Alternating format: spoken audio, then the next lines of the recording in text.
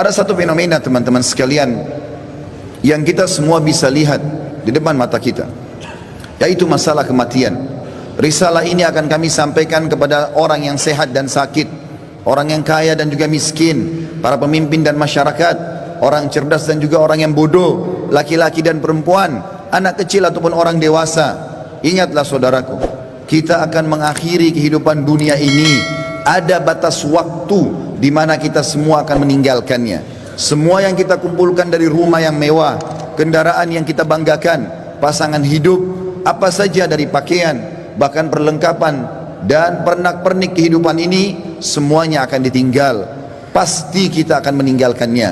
Nabi SAW bersabda dalam sebuah hadis yang sahih, kalau anak Adam meninggal dunia, akan ikut bersamanya ke kuburan tiga, keluarganya, hartanya dan amalnya, serta akan pulang dua, keluarganya akan pulang. Secinta-cintanya seorang istri pada suaminya, pasti dia tidak akan pernah menginap di kuburan itu, dia akan pulang. Cinta-cintanya seorang suami pada istrinya juga tidak akan tinggal menemani istrinya di kuburan. Orang tua dengan anak, teman dengan temannya, bawahan dengan atasannya, semuanya akan meninggalkan kuburan tersebut. Begitu juga dengan harta, mobil semewah apapun hanya diparkir di pagar kuburan. Setelah itu akan dibawa pulang menjadi warisan. Yang tinggal bersama kita hanya satu, amal kita, yang selama ini selalu kita lalaikan. Mikrofon masjid dengan keras, panggilan dari Allah, hayya 'alas shalah, hayya 'alal falah, ayo salat, ayo menuju kepada kemenangan, kita lalaikan. Orang miskin yang mengetuk-ngetuk kaca mobil di sebelah rumah, orang miskin tidak makan, mengulurkan tangannya, lalu syaitan membisikkan kuping kita mengatakan, orang itu masih muda, masih kuat, lalu kita mengiyakan syaitan sehingga kita tidak mengeluarkan sedekah tersebut.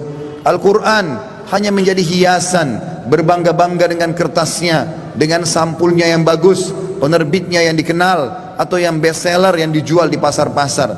Bukan lagi berfungsi sebagai ayat-ayat Allah, peringatan yang harus dibaca dan jadi prinsip hidup, hanya menjadi sebuah kenangan saja.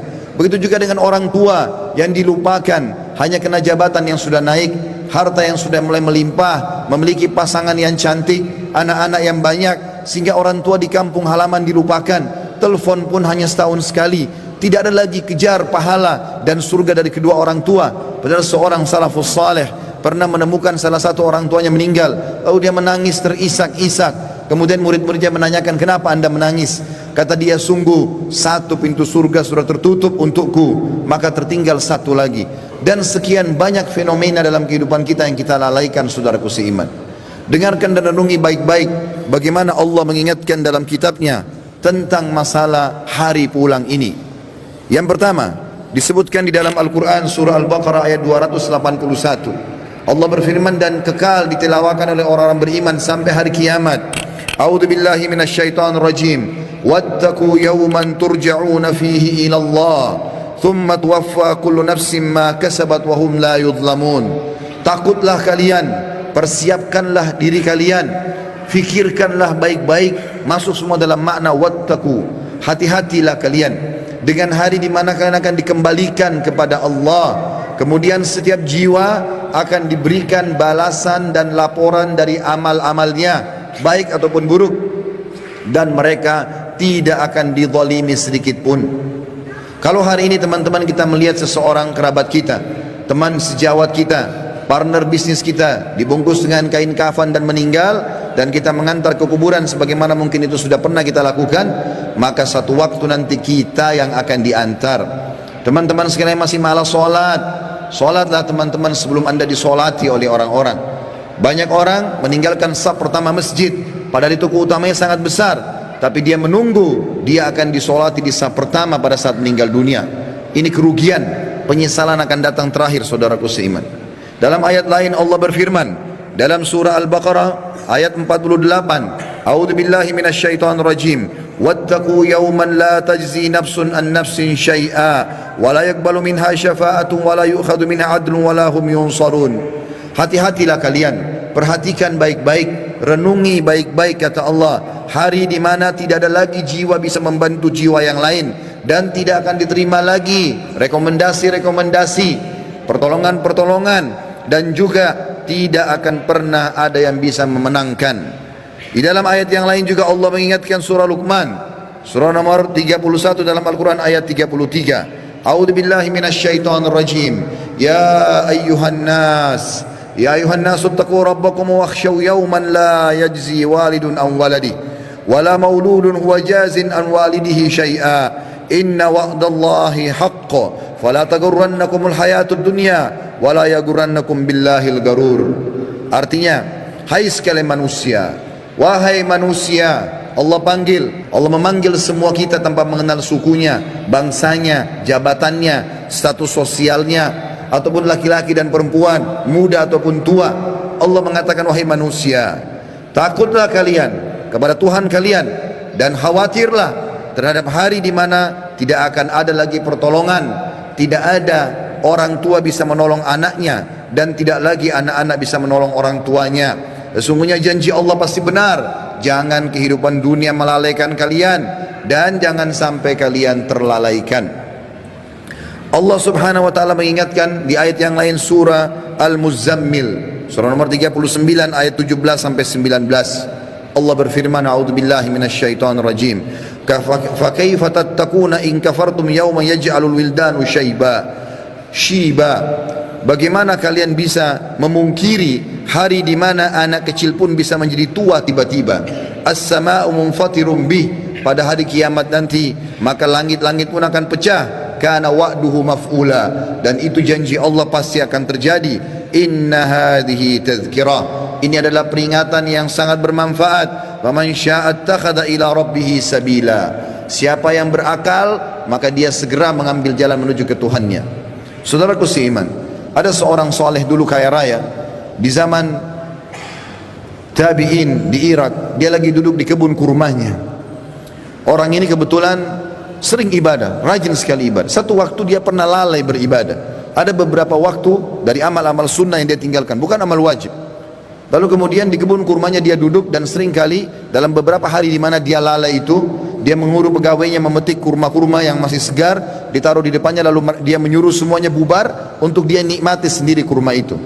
Dan kebunnya ini ditutup dengan pagar yang sangat tinggi, tidak ada yang bisa masuk. Maka pada saat dia lagi duduk menikmati kurma tersebut, tiba-tiba di depannya semak belukar ya bergerak seakan-akan ada orang. Maka dia sambil marah mengatakan, siapa kamu? Begitu beraninya kamu masuk ke dalam kebunku tanpa izin. Maka tiba-tiba keluar dari semak belukar tersebut orang yang dia tidak kenal. Lalu orang itu mengatakan, sesungguhnya aku adalah sosok yang tidak butuh izin untuk datang ke tempat siapapun. Aku sosok yang selalu ditakuti oleh seluruh raja-raja dan orang-orang yang membongkok atau menyombongkan diri. Aku sosok yang selalu kalau datang tidak pernah terlambat dalam menyelesaikan urusanku. Maka tiba-tiba orang soleh dan kaya ini menundukkan matanya yang tadinya melotot karena merasa marah, tiba-tiba dia ketakutan. Lalu dia mengucapkan kalimat, apakah Allah masih memberikan aku kesempatan untuk kembali? Maka dia pun, orang itu pun mengatakan, masih ada beberapa waktu untukmu, maka bertaubatlah. Tiba-tiba orang itu menangis, kemudian dia angkat kepalanya, orang yang tadi menyampaikan berita itu sudah hilang. Teman-teman sekalian, kita tidak butuh menunggu kita sakit masuk ke ruangan ICU baru mati. Kita juga tidak butuh teman-teman sekalian untuk menjadi tua dan ubanan semua rambut kita baru kita meninggal dunia. Kita tidak butuh tiba-tiba teman-teman stroke ataupun tubuh kita melemah atau kulit kita keriput baru kita meninggal dunia. Berapa banyak anak kecil yang masih muda pada saat ajalnya datang semuanya meninggal dunia. Mati fenomena yang tidak bisa kita menghindar darinya. Perhatikan baik-baik, Allah berfirman di dalam surah Al-Imran, surah nomor 3 ayat 185. A'udzubillahi minasyaitonir rajim.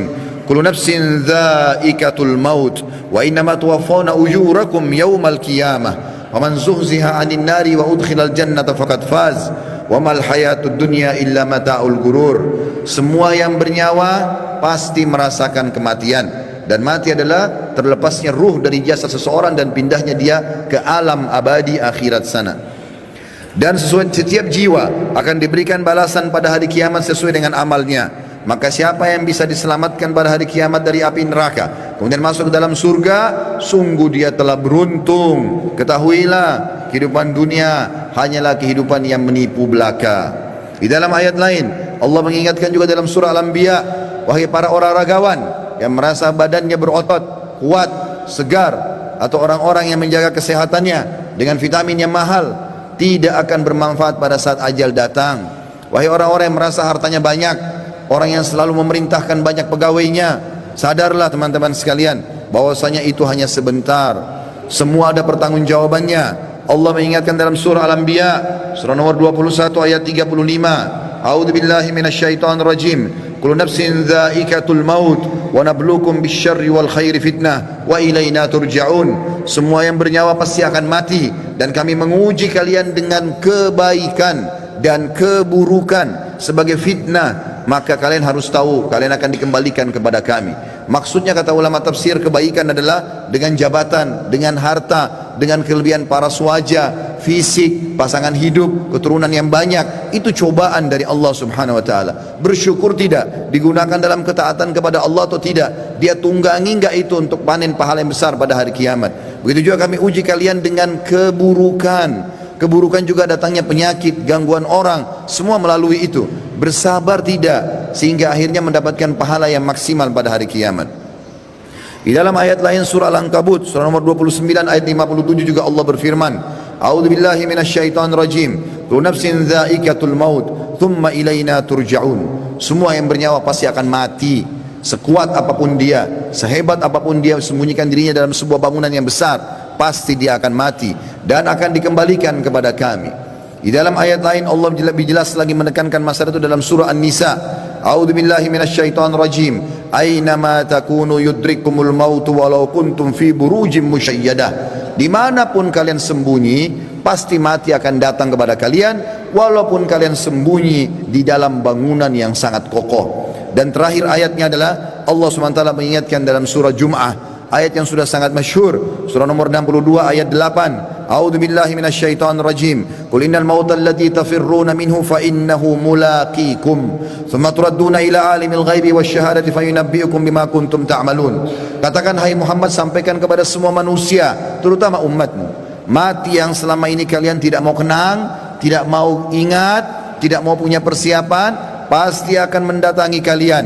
Kemudian kalian akan dikembalikan kepada zat yang maha mengetahui yang gaib dan juga yang nyata, dan akan memberitahukan kepada kalian apa yang telah kalian amalkan. Saudaraku seiman, ingat, ruangan ICU di rumah sakit hanya 2 atau 3, dan orang yang sedang berobat di rumah sakit lebih sedikit jumlahnya daripada orang yang berjalan di sebelah rumah sakit. Di pinggir jalan lebih banyak, artinya lebih banyak orang meninggal yang tidak sakit. Hati-hati. Berapa banyak orang yang muda, masih anak-anak sudah dipikul di geranda jenazah. Sadarlah teman-teman sekalian, mati ini kalau selalu dikenang, dia akan jadi pengontrol dalam kehidupan. Maka kita hanya selalu tahu yang kita nikmati yang halal, yang kita kerjakan yang diperintahkan oleh Sang Pencipta Allah, dan semua yang haram, bahkan yang makruh pun akan ditinggalkan. Mati adalah pengawas yang sangat baik. Makanya kata Nabi SAW dalam sebuah hadis, kafa bil mauti dzakira, cukuplah mati itu akan menjadi peringatan bagi orang-orang. Ini bukan bermaksud menakut-nakuti, tetapi kita harus sadar sebagai seorang muslim, salah satu rukun iman kita iman kepada hari kiamat, rukun iman yang kelima, dan rentetannya adalah mengetahui kematian akan datang, mengetahui adanya alam barzah, dan juga kita tahu akan ada pembangkitan hari kiamat dan ditimbang amal baik dan amal buruk, serta juga akan ada surga dan neraka. Ini penentuan terbaiknya adalah pada saat sekarang kita masih hidup. Jangan terus-menerus lalai. Cukuplah yang telah berlalu. Kata para ulama, kalau yang berlalu adalah kebaikan, bersyukurlah dari amal soleh. Kalau perbuatan buruk, maka bertaubatlah. Kalau seandainya kamu masih hidup hari ini, perbaikilah amalmu hari ini, dan hari esok kau hanya bisa membuat program. Oleh karena itu teman-teman sekalian, hati-hatilah dengan masalah-masalah seperti ini.